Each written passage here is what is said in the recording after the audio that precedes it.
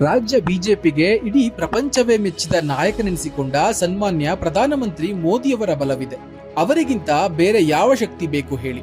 ಪಕ್ಷದಲ್ಲಿರುವ ಒಂದು ಸಣ್ಣ ಪುಟ್ಟ ಮುನಿಸು ಅಥವಾ ಕೋಲ್ಡ್ ವಾರ್ಗಳನ್ನು ಸರಿಪಡಿಸಿಕೊಂಡು ಮುನ್ನಡೆದರೆ ಖಂಡಿತವಾಗಿಯೂ ಬಿಜೆಪಿ ಕರ್ನಾಟಕದಲ್ಲಿ ಇನ್ನೂ ಆಳವಾಗಿ ಬೇರೂರಬಹುದು.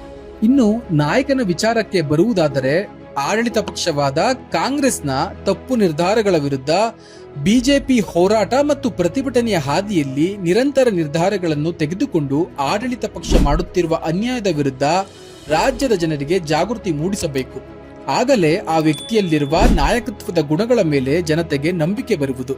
ಆ ನಂಬಿಕೆಯ ಮುಂದೆ ಮತವಾಗಿ ಬದಲಾವಣೆಯಾಗುತ್ತದೆ. ಇದನ್ನು ನರೇಂದ್ರ ಮೋದಿಯವರು ಅವರ ಮಾತಿನ ಮುಖಾಂತರವೇ ಮಾಡಿ ತೋರಿಸಿದ್ದಾರೆ.